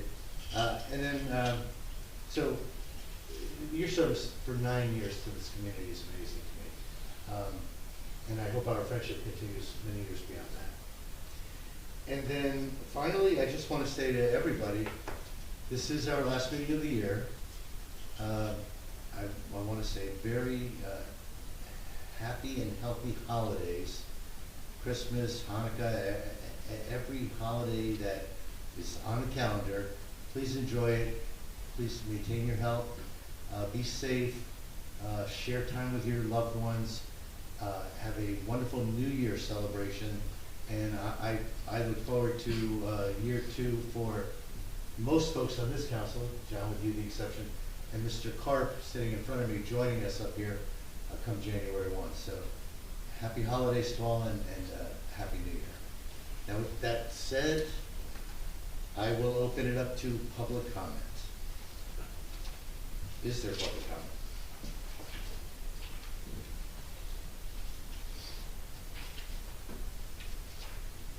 Try to be brief, it's the end of the year. Right. And we're going to be talking about the new year. Brian Crane, 512 Lorraine Avenue, Apartment 1, Fire Department member and also EMS active member. Mr. Mayor and Council, thank you for this opportunity. I also appreciate the opening comments that you made, Mr. Mayor, on the importance of volunteerism.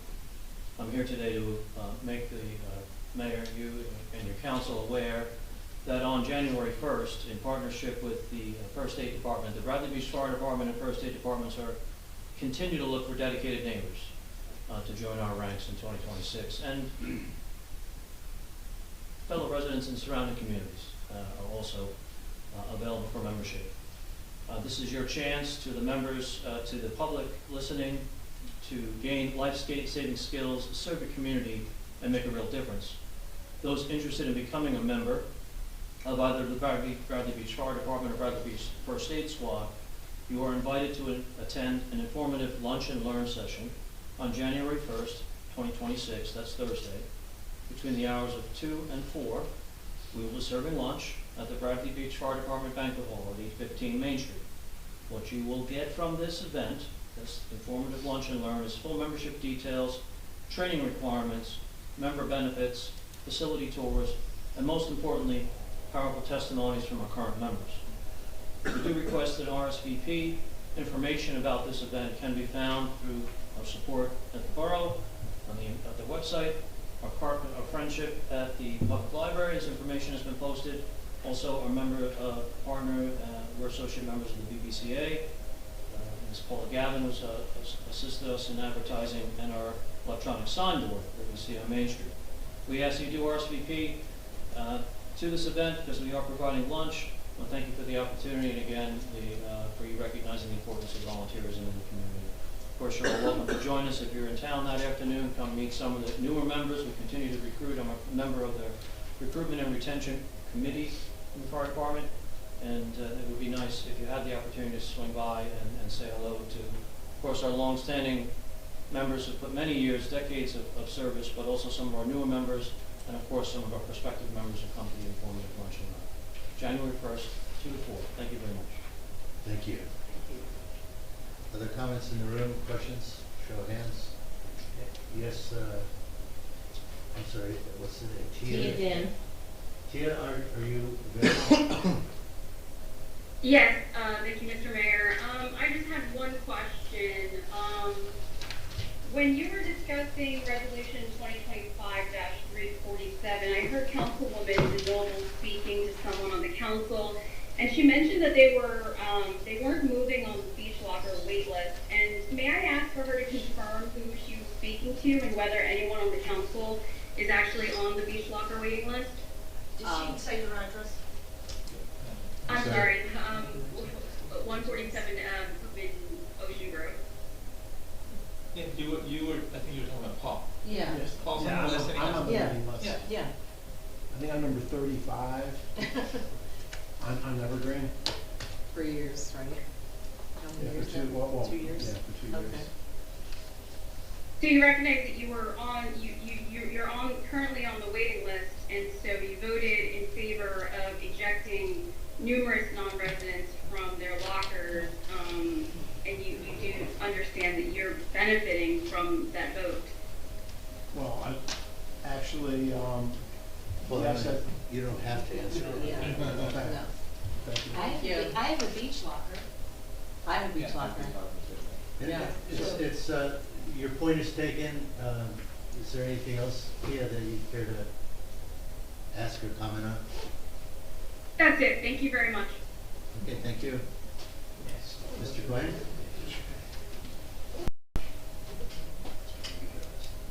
Thomas J. Colan, 612 3rd Avenue. I do have a question for Mr. Doherty. You mentioned Main Street on the engineering list. Is that for new sewers? No. No, Main Street is streetscape. Streetscape, okay. Curbs, sidewalks, lighting, trees, benches. Project we've been talking about for years, we got $1 million and $4 grand for it. Yeah, but, okay, but it's not necessarily, I mean, because I just wanted to talk about the sidewalks, because over the years, there's been this huge thing about, oh, we gotta rip up the pavers, they look terrible.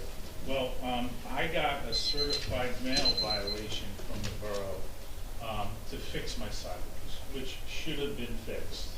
So $1,250 later, they're fixed. And the day my guy came, he did bids for 3 or 4 other people on Main Street who got the same notice. Apparently a lot of them went out with a December 19th deadline.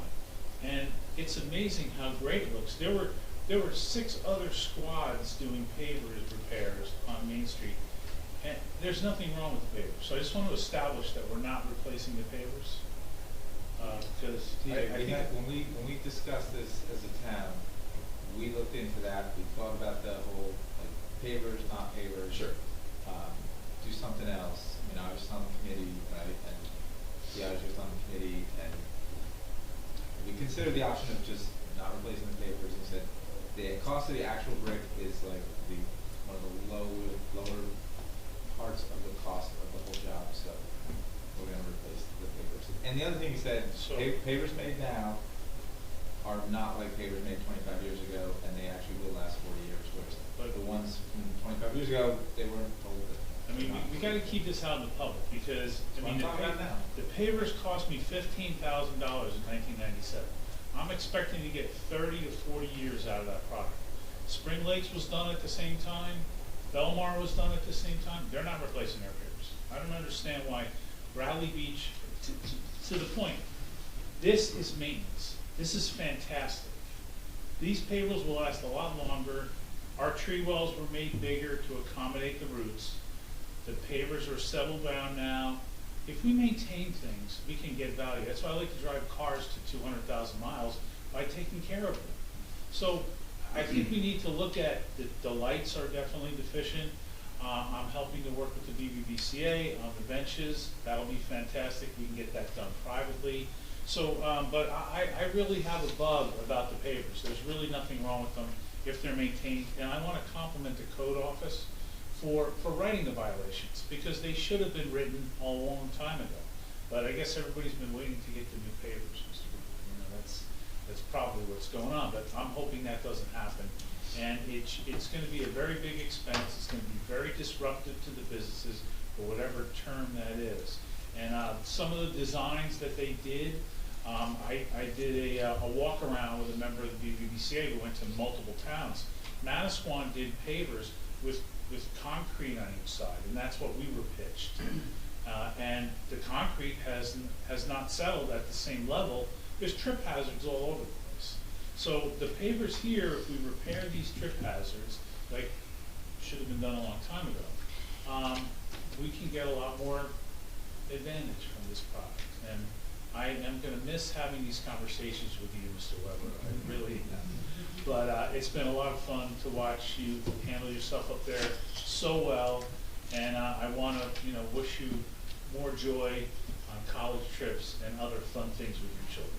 Because that's what you should be doing. But thank you. You've made an imprint, and your imprint will go forward. Thank you, Mr. Mayor. And Mr. Cohen, just for the record, you mentioned the paperwork in your own notice.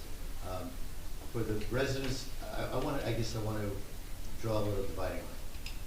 One side of that line is we are enforcing through code enforcement repair of pavers that are trip hazards. And 16 properties have already completed their repair, and another 70, give or take, have been noticed that they need to repair them. So we are repairing pavers up and down Main Street. That doesn't necessarily mean that we are or are not going to ultimately replace pavers, because our engineers are doing an evaluation, a study of ADA compliance and the leveling of our sidewalks. So, for example, after we do some of this work, some of these repair jobs, we may need to dig it all up again and make them ADA compliant, our actual sidewalks. Some of them don't abut to doorways appropriately and so forth. We're waiting to hear, to get the engineer's report. We don't know, but we may have to pull up pavers that are being repaired currently. The choice was, do we wait and allow people to trip and get injured while we wait for the engineering report and while we wait for the funding and so forth to do the ultimate enhancements on Main Street? And my decision was, no, we don't wait. We get people fixing pavers that are trip hazards today. So I just wanted to distinguish for you the fact that because you and others are fixing your pavers, doesn't mean they're gonna be in place a year from now or 2 years from now. Well, I mean, in my mind, in 2037, you should look to change these pavers. I understand. But, I mean, again, Bradley Beach in 1997 apparently got faulty work done, if this is a problem now. I mean, we don't seem to ever get the true value of the things we're doing, and that's what upsets me. This program of having these pavers repaired is fantastic. The full-time code officer's doing a great job, obviously with the snow and the parking and this also. It should be done. And really, the simple part is you asked and people are doing it. I mean, the town doesn't have to absorb the cost of this. But you're getting into future design, which we don't know yet, so I just wanted the record to show that we're not agreeing that because you or anyone else on Main Street repairs your pavers, those pavers will now remain for another 10 years. I don't know that answer. Okay. I want to be clear. Okay. But thank you for the program, and thanks for, it does look better, and little maintenance things that we do, improve it. The benches, I hope the $1.4 million will go to the lighting. The lighting absolutely needs to be replaced. The technology's gone so far, and I'm hoping that would be the next thing. And understand that the $1.4 million is basically for a phase of Main Street. We're not going to complete all of Main Street with $1.4 million. So we have a lot of work ahead of us, including design and, as you say, delivery. Okay. Thank Thank you, Mayor. I see no other hands. Any hands on here? No. Seeing no further comments, I make a motion to adjourn. Second. All in favor? Aye. Thank Aye. you. Merry Christmas.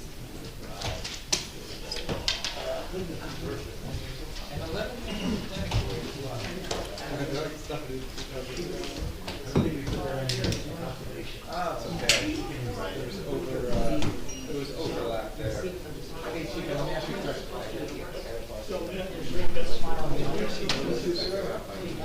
Today we're